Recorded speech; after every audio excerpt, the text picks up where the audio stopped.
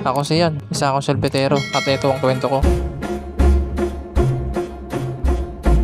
Sumilong muna nga ako dito kasi biglang umulan. Papunta kasi ako ng Bacolod ngayon kasi pesta doon. Alas 3 na kasi ng hapon. Baka nagsisimula na yung mga palaro doon. Kaso iniisip ko kung may nagpapalaro na ba. Kasi biglang buhos ng ulan. Malas naman kung kailan may pesta saka umulan. Doon pa naman ako umaasa na makarami ako ng benta. At sana nga saglit lang tong ulan. Tumigil na nga yung ulan. Mahigit kalahating oras nga umuulan. Kaya yung tumigil na nga yung ulan. Hindi na ako nagtagal dito. Umalis na ako para pumunta sa pesta. Magbabasakali na lang ako na mabentahan ako doon. Nandito na ako sa loob ng Bacolod at tuloy pa rin yung mga palaro. Wala talaga makakapigil kapag pesta talaga. Kahit siguro bumabagyo pa, itutuloy pa rin nila yung pesta. Kasi minsan naman ito mangyari sa isang taon. Matagal na naman kasi bago ulit mag-celebrate ng pesta. Tinabi ko muna nga dito yung karo ko kasi may tumawag sa akin. Bibili daw. Kaya tinakalan ko na nga. Isang 20 pa na yung binili sa akin. Medyo wala pa bumibili. Napaga yata ako ng punta. Tapos na nga ako magtakal ng ice cream. Kaya binigay ko na sa bumili at umalis na ako. Doon naman ako sa tabing ilog maglalako. Nandito na nga ako sa tabing ilog at sinarado na nga nila yung daanan dito. Minsan lang kasi mangyari to sa isang taon. Kaya pagbigyan nyo na. Pagpasok ko nga dito, may bumili agad sa akin,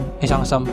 Kaya tinakalan ko na nga. Pagkatapos ko ang takalan, binigay ko na nga yung ice cream niya. At nagpatuloy na nga ako sa aking paglalako. Meron niya ako nakita nagpapalaro, kaya tumambay muna ako dito. At nagbabakasakali ako na meron bumili. Kaya tumambay na ako dito at pinapanood ko nga lang sila. Nainip nga ako kakahintay dito kasi wala bumibili. Kaya umalis na ako dito at umanap ako na ibang pwesto. Mga busy pa kasi yung mga bata. At paglipat ko nga ng pwesto, ayun na nga may tumawag na sa akin. Kaya tumabi na ako dito at tinakalan ko na nga yung bumili sa akin. Ang bumili pala sa akin, 10. Pagkabigay ko nga ng ice cream niya, may bumili na naman, 1 5 naman. Kaya nagpatuloy na ako sa aking pagtatakal. Pagkatapos ko takalin yung ice cream niya, binigay ko na sa bumili. At meron na naman nagpahabol ng 3 5. Kaya binigyan ko na. Tapos ko na takalin yung ice cream niya, kaya inabot ko na sa kanya. Marami nga bumili sa akin dito at sana nga marami pang bumili. Kung nagustuhan mo pala yung kwento ko, pakilike naman sa share. Hanggang dito na lang. Salamat.